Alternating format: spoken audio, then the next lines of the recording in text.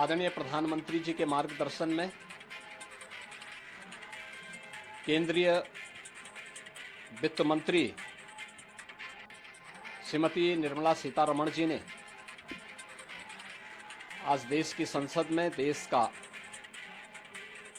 2025-26 का आम बजट प्रस्तुत किया है। यह आम बजट विकसित भारत के संकल्प को साकार करने के लिए उठाए गए ठोस कदमों की एक आधारशिला है। प्रधानमंत्री जी ने ज्ञान का बजट बताकर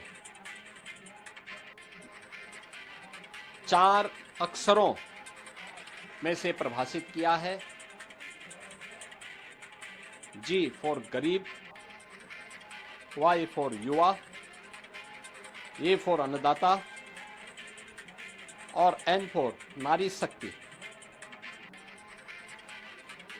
यानी इन 4 महत्वपूर्ण आयामों को ध्यान में रख करके एक विकसित भारत के लिए आत्मनिर्भर भारत का निर्माण करना है। प्रधानमंत्री जी के नेतृत्व में पिछले 10.5 वर्षों में भारत की अर्थव्यवस्था दुनिया की एक प्रमुख अर्थव्यवस्था के रूप में तेजी के साथ आगे बढ़ी है। इस बजट से अर्थव्यवस्था को एक नई उड़ान मिलेगी।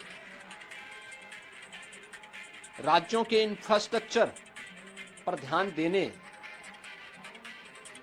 के लिए जो ब्याज मुक्त लोन देने का प्रावधान किया गया है, मध्यम आय वर्ग के लिए राहत देते हुए टैक्स की रिबेट में छूट देने का जो कदम उठाया गया है, ये सभी स्वागत योग्य हैं। मछुआरों के लिए स्पेशल इकोनॉमिक जोन, डेयरी और मत्स्य पालन के लिए 5 लाख तक कर्ज, सस्ते ब्याज पर किसानों को कर्ज,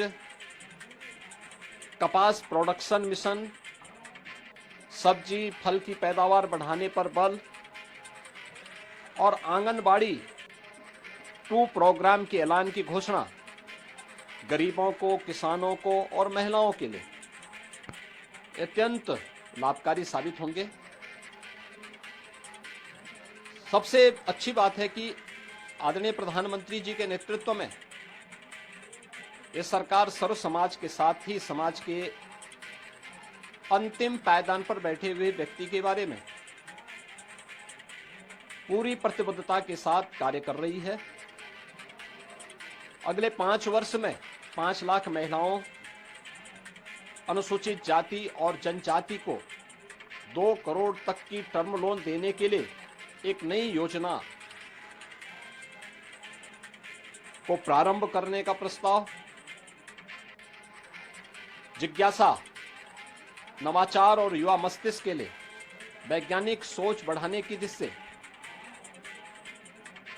अगले 5 वर्षों में 50,000 अटल टिंकरिंग लैब की स्थापना, ग्रामीण क्षेत्र के सभी सेकेंडरी स्कूलों और प्राथमिक स्वास्थ्य केंद्रों में ब्रॉडबैंड कनेक्टिविटी उपलब्ध करवाने, ये सभी महत्वपूर्ण कदम हैं। आगामी 3 वर्ष में सभी जिला अस्पतालों में डे केयर कैंसर सेंटर की स्थापना करने की घोषणा। उत्तर प्रदेश जैसे राज्य को इसका सर्वाधिक लाभ मिलने वाला है। Centre of excellence of skilling का centre of excellence in artificial intelligence for education की स्थापना से हमारे युवाओं को एक वैश्विक पहचान मिलेगी। अन्नदाता किसानों के लिए प्रधानमंत्री धन धान्य की योजना की घोषणा का हम स्वागत करते हैं। इस योजना से देश के करीब 1.25 करोड़ किसान लाभान्वित होंगे। निश्चित रूप से इस योजना का किसान सबसे बड़ा लाभार्थी बनेगा और उत्तर प्रदेश इससे सर्वाधिक लाभान्वित होने वाला राज्य होगा। किसान क्रेडिट कार्ड के माध्यम से जो घोषणा की गई है, इसकी सीमा को 3 लाख से बढ़ाकर के 5 लाख रुपए तक किया जाना, यह भी अभिनंदनीय है। देश को $5 ट्रिलियन की इकोनॉमी बनाने के संकल्प पथ पर तेज गति से ले जाने वाला यह बजट आदरणीय प्रधानमंत्री जी के विजन को और आगे तेजी के साथ बढ़ाने का, तीसरे टर्म में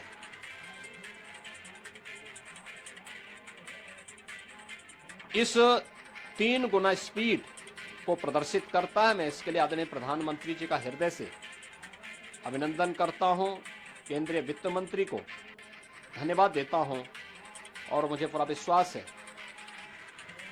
कि समाज का हर तबका इस युगांतरकारी विकसित भारत के संकल्पों को पूरा करने वाले बजट का स्वागत करेगा, अभिनंदन करेगा।